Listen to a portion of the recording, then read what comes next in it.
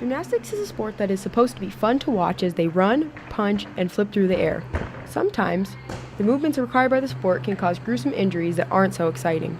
Although injuries are common, some gymnasts like Jade Carey, an elite at Oasis Gymnastics in Peoria, have been able to stay pretty healthy. She's only ever suffered a minor wrist injury. She's had wrist injury last year, right before nationals, so we had to change all of her routines on floor and beam to be hands-free, so she did everything without using her hands basically, and then was only able to vault a couple times a week. I didn't do very much with my hands. Like, I changed my routines around a bit, and then like for bars, I did one routine a week basically. Carey's high-intensity training can be tough on her body. She has special exercises she does each day that she feels helps fight off injuries. We do a lot of TheraBand exercises in our warm-up to help with it. It is very uncommon for gymnasts at Carey's level to have had as few of injuries as she's had. Gymnasts like Danielle Santos, a level 10 at Phoenix Gymnastics Academy, has unfortunately not had the same luck. She recently suffered an elbow injury when she fell off the uneven bars. So there's a skill called a toe shoot where you go from the low bar to high bar, and you go through the bar and straddle and catch the high bar.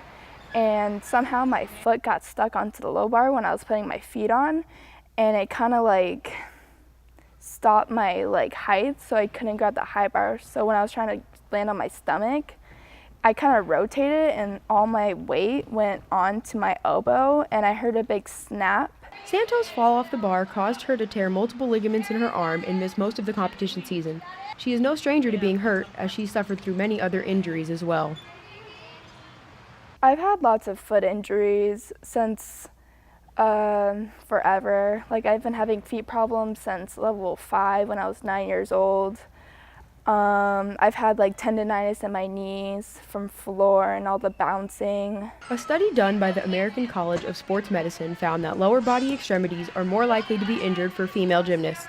The most common severe injury for a female gymnast is a knee injury.